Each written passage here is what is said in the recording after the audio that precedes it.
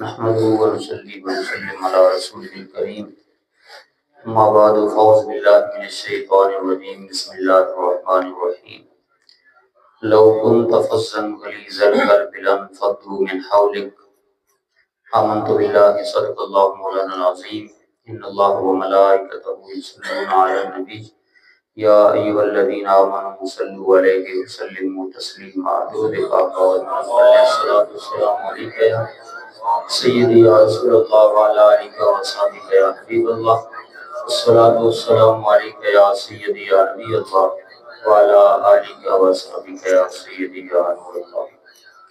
اللہ رب العالمین کا کروڑوں فضل احسان جس کی توفیق خاص سے اس کے دربار گوہر بار میں حاضر ہے۔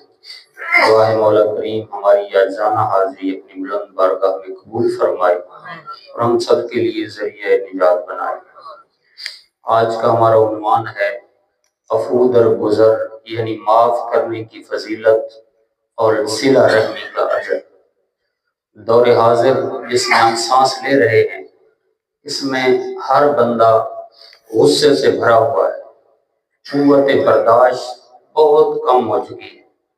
جس کو بھی بات کی جائے تو وہ آگے سے بڑا ہی مشکل سے بولتا ہے، تو ہر بندہ کوشش کرتا ہے کہ میں دوسرے سے جب بات کروں تو گفتگو کا لیول ایسا ہونا چاہیے کہ اگلا محسوس نہ کرے۔ بات یہاں تک پہنچ چکی ہے کہ والدین جب اپنی اولاد سے بات کرتے ہیں تو وہ بھی اپنے لہجے کو کنٹرول میں رکھتے ہیں کہ کہیں بیٹا ناراض نہ ہو جائے۔ آج کل استاد بھی اپنے شاگردوں کا مزاج دیکھتا ہے کہ کہیں یہ مجھ سے باغی نہ ہو جائے، اور پیر بھی اپنے مرید کو دیکھتا ہے کہ کہیں یہ مجھ سے بالکل ہی رفع چکر نہ ہو جائے۔ تو دور حاضر قوت برداشت کے فقدان کا دور ہے، اور اسی طرح اگر کوئی بندہ کسی کے ساتھ تعلقات میں نرمی برتتا ہے تو اگلا اس سے بھی بڑھ کر کے، یعنی ایک بندہ کہتا ہے کہ میں اس کے ساتھ گفتگو نہیں کروں گا، اگر وہ ایک قدم پیچھے ہٹتا ہے تو دوسرا 10 قدم پیچھے ہو جاتا ہے۔ لیکن یہ دور بڑا ہی نازک دور ہے۔ حضور علیہ السلام کی حدیث مبارکہ ہے، حضور نے فرمایا جس بندے کے اندر 3 صفات پائی جائیں گی قیامت والے دن بغیر حساب و کتاب کے جنت میں جائے گا۔ پوچھا گیا کون سی؟ حضور نے فرمایا پہلی یہ ہے کہ اگر کوئی اس پر ظلم کرے وہ اسے معاف کر دے، کوئی زیادتی کرے وہ عفو در گزر کر دے، فرمایا اللہ تعالیٰ اس بندے کو بغیر حساب کے جنت عطا فرما دے گا۔ دوسرا حضور نے ارشاد فرمایا اگر کوئی تمہیں محروم رکھے، تمہیں کسی چیز کی طلب ہو تم اس سے مانگو لیکن وہ تمہیں نہ دے، لیکن حالات اس طرح کے ہو جائیں دیگر وہ تلک الایام نداولها بین الناس، کیونکہ دن تبدیل ہوتے رہتے ہیں، کبھی عروج کبھی زوال، کبھی غم کبھی خوشی، تو فرمایا کبھی ایسے حالات بن جائیں کہ وہ بندہ جس سے تم نے مانگا تھا وہ مجبور ہو جاتا ہے، لیکن تم وہ بات ذہن سے نکال دیتے ہو، تمہیں یاد ہے اس نے زیادتی کی تھی، مجھے فلاں چیز نہیں دی تھی، لیکن تم یہ جانتے ہوئے بھی اسے عطا کر دیتے ہو، فرمایا رب ذوالجلال تمہیں بغیر حساب کی جنت عطا فرمائے۔ اور تیسری چیز میرے آقا نے ارشاد فرمائی جو تمہارے ساتھ تعلق توڑے تم اس کے ساتھ جوڑو، سل من قطع، جو تعلق توڑے تم اس کے ساتھ جوڑو، فرمایا یہ عمل اور وظیفہ اگر تم نے کیا نا کل قیامت کے دن ہوگا رب تعالیٰ تمہیں بغیر حساب کی جنت عطا فرمائے۔ تو یہ 3 بات ایسی ہیں کہ دور حاضر میں یہ بالکل ختم ہوتی چلی جا رہی ہے۔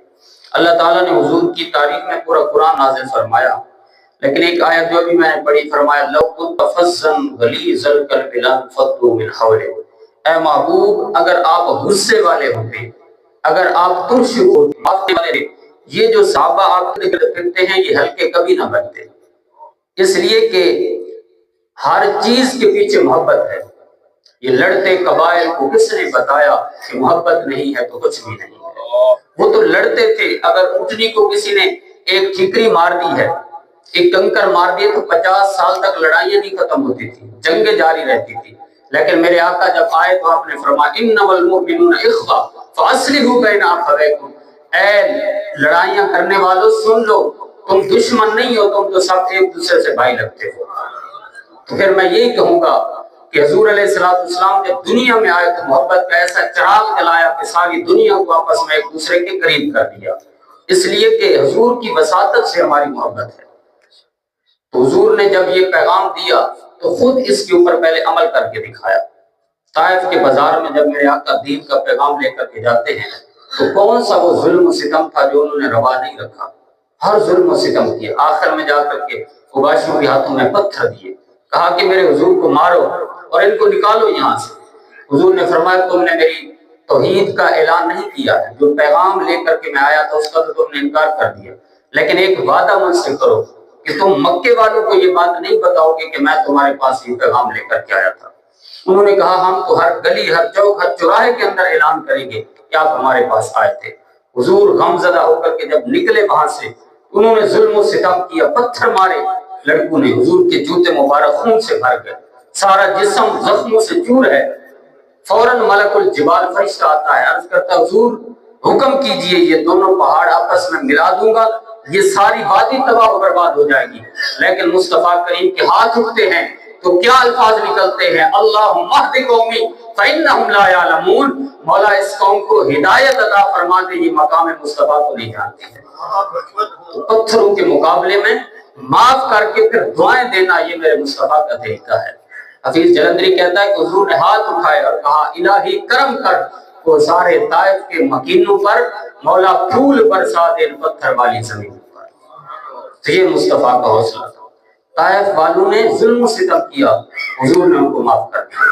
اور آپ جانتے ہیں جب فتح مکہ ہوتا ہے 8 ہجری کے اندر، یہ نبیوں کا حوصلہ ہے کہ معاف کر دینا۔ حضرت یوسف علیہ السلام کے بھائیوں نے کنویں میں ڈالا تھا، لیکن جب حضرت یوسف تخت پر بیٹھے تو سارے سر جھکا کے کھڑے تھے، عرض کی ہم سے بڑی زیادتی ہو گئی تھی۔ آپ نے فرمایا انتم الطلقاء لا تثریب علیکم اليوم، جاؤ کیا یاد کرتے ہو، میں نے تمہاری ساری خطائیں معاف کر دی۔ یہ نبیوں کا حوصلہ۔ فتح مکہ ہوا 8 ہجری کے اندر، حضور علیہ السلام کے ساتھ کفار نے ہر ظلم روا رکھا، ہر زیادتی کی، لیکن جب 8 ہجری ہوتی ہے حضور علیہ السلام فاتح بن کے جاتے ہیں تو وہاں سارے سر جھکا کے کھڑے تھے۔ ایک بڑا عجیب و غریب واقعہ ہے، حضرت عثمان بن طلحہ، یہ کعبۃ اللہ کے چابی بردار تھے۔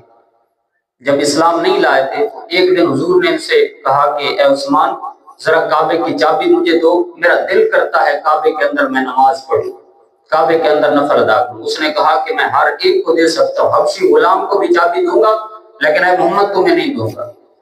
حضور نے فرمایا عثمان ایک دن آئے گا یہ چابیاں میرے ہاتھ میں ہوں اور میں جس کو چاہوں گا عطا فرماؤں گا۔ تو وہ آگے سے مذاق کرنے لگا، مذاق اڑانے لگا۔ اس نے کہا کہ آپ کے پاس چابیاں، یہ تو آپ کی خام خیالی، یہ تو ہو ہی نہیں سکتا ہے۔ پھر وقت نے پانسا پلٹا، پھر وہ دن آیا جب 8 ہجری کے اندر میرے آقا فاتح بن کے مکے میں داخل ہوتے ہیں۔ سارے وہ لوگ جو کل سرداران مکہ تھے، جو پوری دنیا کے اندر معروف تھے کہ یہ کعبے کے متولی ہیں، آج سر جھکا کے سارے ندامت کے آنسو بہا رہے ہیں، گردنیں جھکی ہیں۔ میرے آقا جب وہاں سے گزرے نا تو وہ حضور کے سامنے سر جھکا کے کھڑے۔ حضور نے ایک اعلان کیا، آپ نے فرمایا تم جانتے ہو آج میں تمہارے ساتھ کیا کرنے والا ہوں؟ سب نے کہا تھے تو کافر، کہنے لگے ہمیں پتہ ہے آپ رحمت بن کے آئے ہیں، آپ ہمیں معاف فرما دیں گے۔ حضور نے فرمایا انتم الطلقاء لا تثریب علیکم اليوم، آج میں تمہیں وہی کہوں گا جو حضرت یوسف نے اپنے بھائیوں سے کہا تھا کہ جاؤ میں نے تمہیں آزاد کر دیا۔ جب یہ پروانہ ملتا ہے فوراً آواز بلند ہوئی، حضور نے فرمایا اے نا عثمان بن طلحہ، عثمان بن طلحہ کہاں ہے؟ تعال الیہ، اسے میرے پاس لایا جائے۔ جب عثمان بن طلحہ آیا تو کانپ رہا ہے کہ آج میری خیر نہیں ہے، باقیوں کو تو معاف کر دیا ہے لیکن مجھے معاف نہیں کیا جائے گا کہ میں نے زیادتی کی تھی، کعبے کی چابی نہیں دی تھی، بیت اللہ کی چابی نہیں دی تھی۔ عثمان بن طلحہ سر جھکا کے کھڑا ہے۔ حضور نے فرمایا عثمان تجھے کیا ہوا ہے؟ ذرا نگاہیں اٹھا، جلوہ مصطفیٰ کی زیارت کر۔ جب عثمان بن طلحہ نے آنکھ اٹھائی تو شرم سے ڈوبا ہوا ہے، عرض کی کہ میں معذرت چاہتا ہوں، مجھ سے غلطی ہو گئی۔ حضور نے چابیاں ہاتھ میں پکڑی، حضور نے فرمایا میں نے تمہیں کہا تھا ایک دن آئے گا یہ چابیاں میرے ہاتھ میں ہوں گی اور میری مرضی جس کو عطا فرماؤں گا۔ عثمان بن طلحہ نے کہا بالکل آپ نے درست فرمایا۔ حضور نے فرمایا ہاتھ آگے کرو۔ عثمان بن طلحہ حیران ہے کہ ایسا رحمت والا نبی، فرمایا ہاتھ آگے کرو، چابیاں عطا فرمائی۔ کہا عثمان تو نے تو نہیں دی تھی لیکن محمد مصطفیٰ تجھے چابیاں دے رہا ہے اور اللہ کی عزت کی قسم اٹھا کر کے کہتا ہے کہ قیامت تک یہ چابیاں تیری نسل سے کوئی بندہ چھین نہیں سکے گا۔ آج بھی عرب کی تاریخ پڑھ کر کے دیکھیے، آج بھی بیت اللہ کا جو چابی بردار ہے وہ عثمان بن طلحہ کی اولاد میں سے ہے۔ تو یہ مصطفیٰ کا کرم دیکھیے کہ بندے نے اتنی زیادتی کی، ہمارے ساتھ کوئی کر کے دیکھے تو ہم کہتے ہیں بس اب تیری خیر نہیں ہے، بس موقع ملنے کی دیر ہے۔ لیکن مصطفیٰ کو دیکھے پورے مکے والوں کے سامنے اس نے چابیاں دینے سے انکار کیا تھا، لیکن مصطفیٰ نے ایسی چابیاں عطا فرمائی کہ فرمایا قیامت تک تیری نسل میں رہے، اس لیے کہ مالک کونین ہیں، وہ پاس کچھ رکھتے نہیں، دو جہاں کی نعمتیں ہیں ان کے خالی ہاتھ میں۔ رب ذوالجلال نے یہ مقام عطا فرمایا اور معاف کرنے کا یہ طریقہ۔ جب غزوہ بدر ہوا نا تو وہاں پر بڑے بڑے سردار قتل ہو گئے، تو وہاں سے ایک بندہ ابن عبداللہ الخزائی وہ یہ خبر لے کر کے جب مکے میں داخل ہوا نا، اس نے کہا کہ ابو جہل بھی قتل ہو گیا، عتبہ بھی قتل ہو گیا، شیبہ بھی قتل ہو گیا، امیہ بھی قتل ہو گیا، فلاں بھی، سارے سرداروں کے نام گنوائے۔ تو اس وقت سے حرم کے اندر صفوان بن امیہ، جو امیہ بن خلف جو مکے کا سردار تھا اس کا بیٹا تھا وہ، اور عمیر بن وہب، یہ دونوں مکے کے دونوں سردار تھے، یہ وہاں بیٹھے تھے، یہ وہاں بدر میں نہیں گئے تھے۔ جب اس نے جا کر کے خبر سنائی وہ قتل ہو گئے ہیں، انہوں نے کہا کہ یہ شاید نشہ کر کے آیا ہے، شراب پی رکھی ہے۔ تو صفوان بن امیہ نے کہا کہ میں اس کو ٹیسٹ کرتا ہوں، ذرا اس کا ذہنی توازن تو نہیں ہے خراب۔ اس نے کہا کہ صفوان بن امیہ بھی قتل ہو گیا ہے۔ اس نے کہا نہیں، صفوان بن امیہ تو میرے سامنے بیٹھا ہے، اس کا باپ قتل ہو گیا ہے۔ پھر ان کو یقین ہوا کہ واقعی عمیر بن وہب نے اس وقت قسم اٹھائی، کہا کہ میں اس وقت تک چین سے نہیں بیٹھوں گا جب تک معاذ اللہ محمد عربی کا سر تن سے جدا نہ کر دوں۔ لیکن ایک چیز میرے آڑے ہے کہ میں وہاں جاؤں گا تو میرے چھوٹے چھوٹے بچے ہیں وہ مر جائیں گے، ان کا کمانے والا کوئی نہیں ہے، یہ چیز میرے راستے میں رکاوٹ ہے۔ تو صفوان بن امیہ نے کر کے محمد عربی کا معاذ اللہ سر قلم کر کے لاؤ، تیرے بچے جانے، ان کی کفالت جانوں، میں جانوں، میں یہ کام کروں گا۔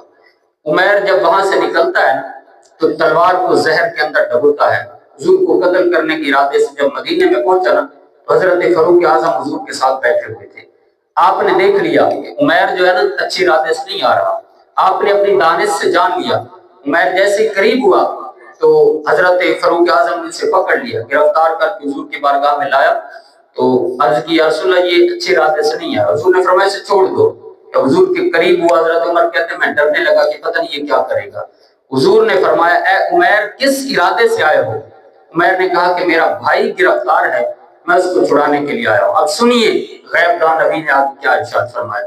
حضور نے فرمایا اے عمیر شین حرم میں بیٹھ کر کے حتیم کے پاس صفوان بن امیہ کے ساتھ تیری جو گفتگو ہوئی ہے ذرا اس کی تفصیل بھی بتاؤ۔ بندہ مٹ جائے آقا پہ وہ بندہ کیا ہے، ارے بے خبر ہو جو غلاموں سے واقع کیا ہے۔ مصطفیٰ تو دلوں کا جانتے ہیں۔ عمیر نے جب یہ بات سنی نا، یہ بات تو ایک ایسی مجلس میں ہوئی ہے جس میں صفوان اور میں تھے، تیسرا بندہ بھی نہیں تھا۔ حضور کو کیسے پتہ چل گیا؟ اسی وقت کہنے لگا باقی باتیں بعد میں کریں گے، اشہد ان لا الہ الا اللہ واشہد انک رسول اللہ، میں گواہی دیتا ہوں آپ کے رب کے علاوہ کوئی عبادت کے لائق نہیں اور آپ اللہ کے سچے نبی اور رسول ہیں۔ اس لیے کہ یہ ایسی بات ہے جو آپ کے علاوہ، میرے علاوہ، صفوان کے علاوہ کوئی بھی نہیں جانتا ہے۔ حضور نے فرمایا جاؤ میں نے تمہیں آزاد کر دیا ہے۔ اب وہ بندہ جو قتل کرنے کے ارادے سے آیا ہے حضور علیہ السلام نے اس کو بھی معاف کر دیا۔ اس نے کہا کہ اب میرے لیے کیا حکم ہے؟ حضور نے فرمایا تو ایسے کر، دین سیکھ، علم دین سیکھ کر کے مکے میں جا کر کے پھر اس کی تبلیغ و اشاعت کر۔ جیسے وہ دین سیکھ کر کے چند دنوں کے بعد مکے میں داخل ہوتا نہیں، صفوان انتظار میں تھا کہ ابھی عمیر آئے گا اور خبر لائے گا کہ میں نے یہ کر دیا وہ کر دیا۔ وہ جاتا ہے تو صفوان بن امیہ کو جب یہ خبر دیتا ہے کہ میرے ساتھ تو اتنا معاملہ پیش کیا گیا، انہیں پتہ بھی چل گیا کہ میں قتل کے ارادے سے گیا تھا لیکن مجھے معاف کر دیا گیا۔ صفوان کہتا ہے اگر ایسا ہے تو چھوڑ، میرا باپ تو کفر میں مر گیا، میں بھی محمد عربی کا کلمہ پڑھنے کے لیے آتا۔ تو یہ تھا میرے آقا کا اخلاق کہ جو بھی حضور کے ساتھ زیادتی کرتا ہے حضور علیہ السلام معاف فرماتے تھے، رب ذوالجلال پھر اس کے ذریعے دین کی راہیں آسان فرما دیتا تھا۔ تو آج کے درس کا یہی پیغام ہے کہ کوئی زیادتی کرے، حضور نے فرمایا من تواضع للہ فقد رفعہ اللہ، جو اللہ کی رضا کے لیے جھک جاتا ہے اللہ اسے بلند کر دیتا ہے۔ اگر کوئی یہ کہتا ہے کہ میں نے فلاں کے ساتھ زیادتی کرنی ہے تو وہ جب تک زیادتی کرتا رہتا ہے اللہ تعالیٰ اس کو صدقے کا ثواب عطا فرماتا ہے۔ صحیح مسلم کے اندر حدیث موجود ہے کہ حضور نے فرمایا کہ اے میرے غلاموں صدقہ کیا کرو، صدقہ نہیں کر سکتے ہو، مال تمہارے پاس نہیں ہے تو لوگوں کی زیادتیوں کو معاف کر دیا کرو۔ تو ایک صحابی ایک رات بیٹھے تھے، ان کا دل کر رہا تھا کوئی صدقہ کروں، سارا گھر ڈھونڈا لیکن گھر کے اندر کوئی چیز بھی نہ پائے، تو پھر دل ہی دل میں خیال کیا کہ یا اللہ جتنے لوگوں نے میرے ساتھ زیادتی کی ہے میں نے سب کو معاف کر دیا۔ یہ رات کو ارادہ کرتے ہیں صبح کی نماز پڑھنے کے لیے، جب مسجد نبی میں پہنچے نا، اب حضور کی تعلیم امت کے لیے تربیت بھی دیکھیں اور حضور کا علم بھی دیکھیں کہ اللہ نے کتنا کچھ حضور کو عطا فرمایا۔ حضور نے نماز کے بعد فرمایا رات کو کس بندے نے صدقہ کیا ہے؟ صحابہ خاموش بیٹھے، کوئی بھی نہیں بولا ہے۔ حضور نے فرمایا کہ کس بندے نے لوگوں کی زیادتیوں کو معاف کر دیا؟ وہ بندہ کھڑا ہو جاتا ہے، یا رسول اللہ یہ عمل تو میں نے کیا تھا۔ فرمایا کہ اے بندے تو نے یہ عمل کیا تھا، طائر سدرہ نشین جبریل امین میرے پاس یہ خوشخبری لے کر کے آیا تھا کہ رب جلال نے آپ کی فلاں امتی کا صدقہ اپنی بارگاہ میں قبول فرما لیا۔ تو کسی کے ساتھ اگر زیادتی ہوتی ہے تو وہ معاف کر دیتا ہے، تو یہ بھی بارگاہ خداوندی میں صدقہ لکھا جاتا ہے۔ اللہ تعالیٰ کی بارگاہ میں دعا ہے اللہ تعالیٰ ان کلمات پہ عمل کرنے کی توفیق نصیب فرمائے۔